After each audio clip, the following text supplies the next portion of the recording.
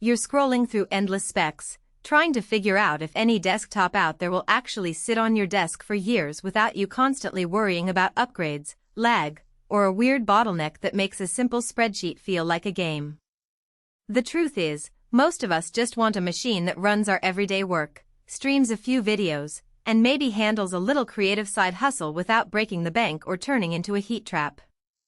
That's the exact dilemma I faced when I started looking at the MSI A2NVLG, and I still hear the same hesitation from anyone who's ever tried to future-proof a PC on a budget.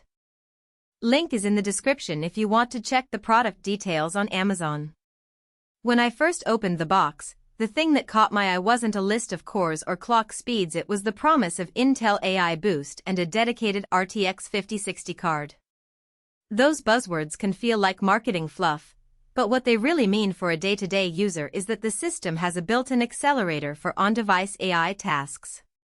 In practice, that shows up when you're using things like Photoshop's neural filters, video editors that auto-tag clips, or even just the new AI-powered features in Microsoft Office.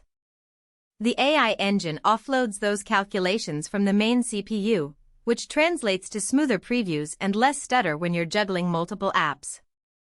If you've ever tried to run a quick AI upscaling tool on a laptop and watched the fan spin up to a scream, you'll appreciate that hidden boost. The RTX 5060 isn't a monster card meant for 4K ultra settings, but it's more than enough for the kind of mixed workload most small business owners, content creators, and gamers on a budget have. I tested it on a couple of indie titles and a couple of design programs. In Valorant it consistently hit the mid-60s FPS at 1080p with high settings, and in Blender the viewport remained buttery even when I added a handful of high-poly models. That's because the card handles rasterization well and has enough VRAM to keep textures from swapping to system memory. So if you're looking to dip your toe into light gaming or need a GPU that can accelerate Photoshop filters and video encodes, this card hits a sweet spot. Memory is another practical talking point.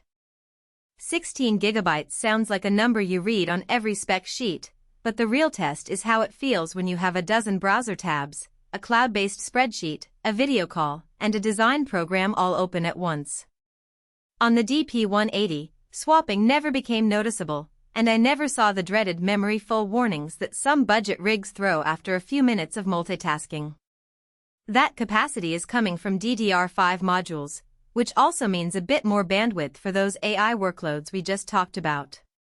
One of the biggest hidden trade-offs in many pre-built desktops is upgradability. Some manufacturers lock the internals behind proprietary panels, making it a nightmare to add a second drive or upgrade the RAM. MSI took a different route here. The side panel slides off with just a couple of thumb screws, and the layout is deliberately spacious. I could see the motherboard, the PCIe slots, and the power supply without having to dismantle anything else. For anyone who likes the idea of adding a larger SSD down the line or swapping in a newer GPU when prices drop, this openness is a real time saver. It also means you won't have to call a technician to open the case if a component fails, you can do it yourself. Now let's talk about the network. The built-in 2.5 Gigabit Ethernet port is a feature that often gets overlooked, but if your work involves transferring large files, think 4K video clips or hefty design assets, a standard 1 gigabit per second connection can become a bottleneck. In my testing, moving a 20 GB video project from a NAS to the desktop took roughly half the time it would have on a typical gigabit link. That translates to a few extra minutes saved each day, which adds up over weeks and months. If you're on a fast internet plan or have a wired office network, you'll notice the smoother uploads and downloads without any extra configuration. Security is another area where the DP180 quietly shines. The chassis includes a lockable slot for a TPM, trusted platform module, or a physical security key. While many users never touch that feature, it becomes valuable for businesses that need to meet compliance standards or for anyone who wants to encrypt their drives without relying solely on software solutions.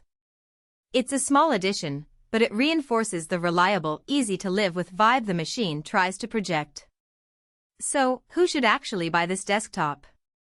If you're a freelancer who edits videos a few times a week, a small team manager who needs a dependable workstation for spreadsheets, presentations, and occasional design work, or a casual gamer who wants solid 1080p performance without splurging on a high-end GPU, the DP180 hits a comfortable middle ground. It's also a good fit for anyone who values the ability to upgrade later. Say you start with a 1TB SSD and later add a secondary